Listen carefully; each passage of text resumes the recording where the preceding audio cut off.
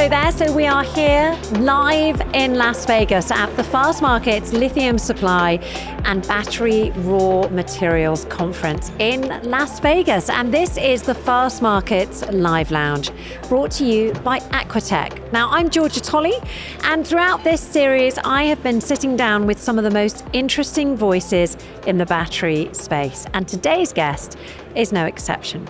I'm joined by Dr. Andy Robinson. Now, he is President and Chief Operating Officer of Standard Lithium. Now, they are a company that is really pushing boundaries in lithium extraction and commercial scale-up.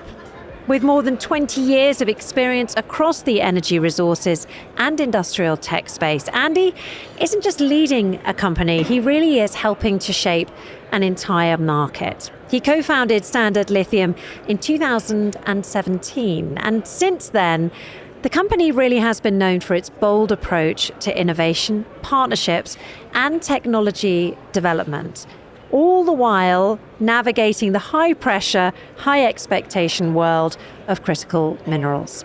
Andy, it's great to have you here. Pleasure. Thank you very much for having me. Yeah, let's start at the beginning. Let's go back. Right on. Yeah, you're a geochemist by training, and now you're leading one of the most talked about lithium companies in North America. Okay, so let's talk about that journey. Yeah. You know, what pulled you into this space originally? Yeah, I mean, it's I've had a long and varied history, and I am officially, a jack of all trades and master of none. And I think that's quite helpful as a developer. So yeah, I had an academic training. I spent a long time working for large engineering companies and delivering projects from the sort of engineering, that side of the business, and then moved into becoming an owner and setting up companies and building those. We're very fortunate in Canada that there's quite a nice ecosystem for starting up minerals-based companies, being able to raise money and then move them through that development cycle. So there's a kind of a great ecosystem there. So I've been very fortunate where I live and where I've lived for the last sort of 19 years or so to be able to move into this development world and moving projects forward. You make it sound very simple, Yeah. that transition to starting your own company. But when you start your own company, when you act as an entrepreneur, it's risky, it's scary, it takes bravery and leadership. Casting your mind back to that era, what was it like taking that step? Yeah, so it was, I've been in the lithium business now for over 11 years. And so that I went through sort of one pricing cycle, if you like, with a previous company, and saw that evolution in pricing and contracting with OEMs at that time, and sort of realized back then, and this was in sort of the 2015, 2016 period, where the lithium industry was broadly going, which was much larger, much more scale, and the ability needed to develop resources that could be there for generations, frankly. And so I was fortunate, and again, this is sort of the practical reality of forming businesses. In previous businesses, I'd made investors' money.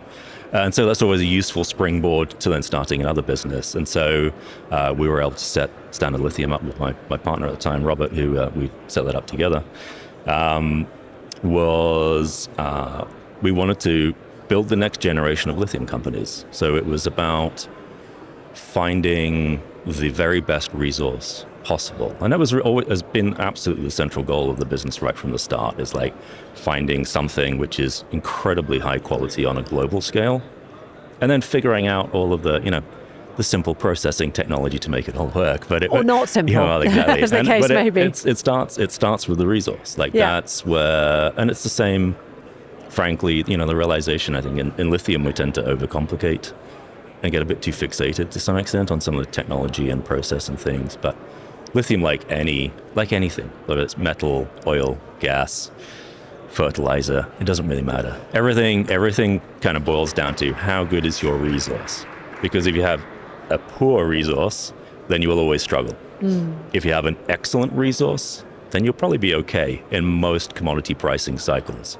And that was really kind of been the central thesis for setting up Standard, was like, let's focus on securing one of the best resources on the planet. That was the point of building Standard Lithium. And then figuring out all the other stuff to then make it viable and to be able to kind of like create the value that's inherent in the resource. And so that was when we formed the company back in 2017. It was that sort of central sort of thesis which really underpinned the whole thing. So you started the company, you then needed to build a team, and then of course you need to lead that team. And like you say, lithium has seen several cycles, some of them less pleasant than others. Quite, yeah, what has been your approach to leadership, particularly in an industry that is evolving, that is circular? No, for sure. I think, look, I'm not going to providing lectures on leadership. What I would say is I've been very fortunate to work with some amazing people through my various sort of stages of my career. And so I've been lucky enough to be able to bring some of those people along with me into what we've done in Standard. That's been very, very helpful. I think for what we do, and I think what keeps everyone coming into work every day, and we're working really hard right now, given where we are in our particular cycle of development. The thing I think that resonates with people is having like a really clear vision of what you want to build and getting people excited around that vision. And that really is what ties everyone together through all parts of the organization.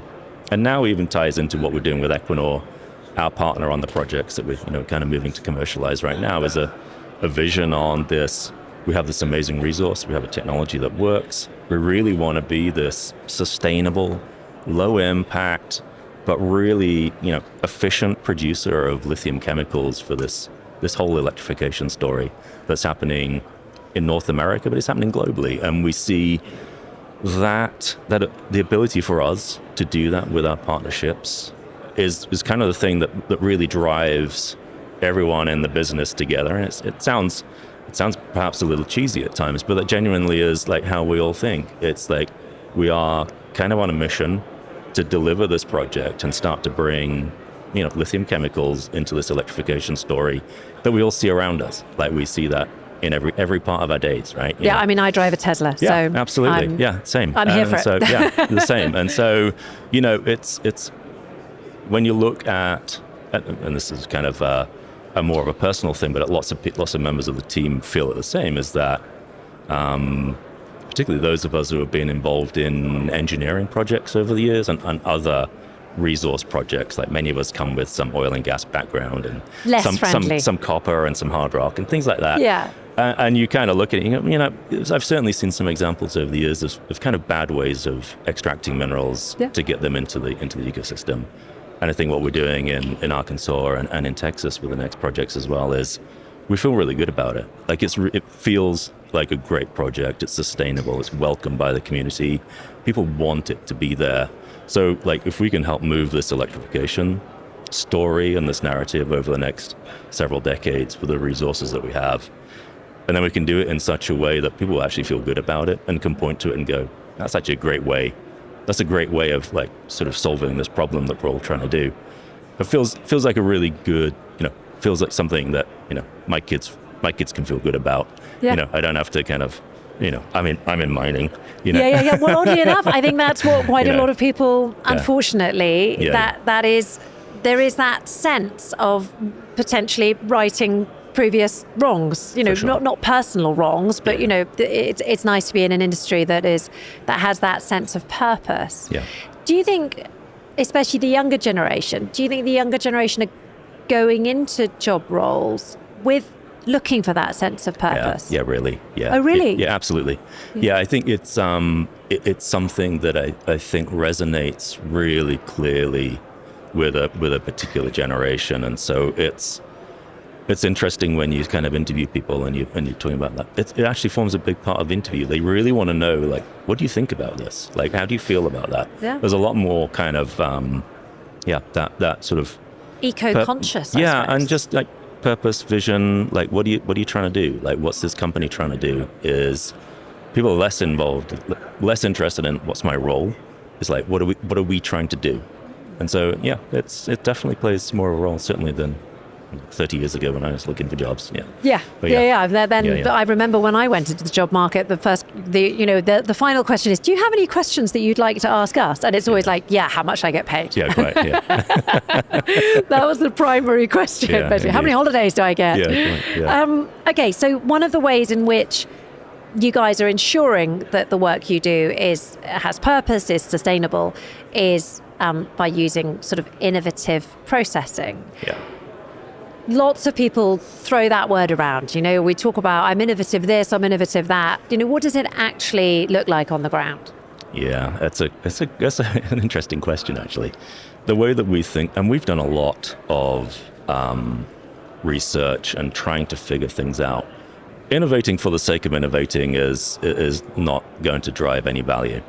The principal way to innovate is to genuinely understand the problem that you're trying to solve. Okay. And that really has driven kind of the last several years in Standard Lithium and in the partnership these days with Equinor, is really being quite focused on what is the thing that we're actually trying to solve for here, rather than just purely innovating for the sake of innovating. Because you want to get to a point whereby you can actually do it.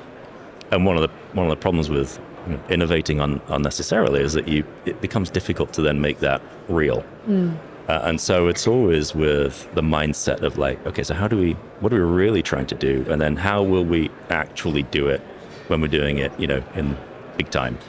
And so that has honestly driven a lot of what we have done over the years. We've been super fortunate that we came into the Smackover Formation into southern Arkansas back in early 2017, and we were able to form a really good relationship very early on with an existing brine industry. Almost nobody knows there's a very large brine processing industry in southern Arkansas already. It's been there for 60 years. Anyway, there was one producer, and we were able to form a relationship with them. What that gave us was this unbelievable access to real brine. I don't know, that sounds kind of, why would you want that? But it really allows you to hone your innovation in a real world setting. So you're not innovating in a laboratory or at very small scale. We were actually able very early on to start innovating and testing like on quite a big scale. And early on, like as Standard, we took some quite bold bets on where we deployed, frankly, quite scant financial resources at the time. But they've paid off really well. We were able to take some big bets on building big equipment to test and innovate. And at the time, it was super scary. I mean, genuinely very scary. It's worked out really well. So we have this incredible demonstration facility whereby, we bring people around, they come look at it, and they kind of go, oh, okay. I see what you're doing this here. Is actually real. Okay, I get it. This is real.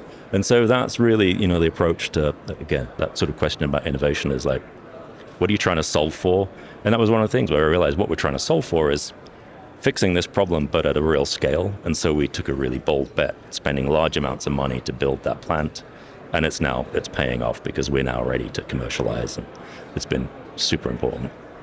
So you're ready to commercialize. Do you think that point is going to be your proudest moment so far at Standard Lithium, or have you already had it, do you think? Oh, no.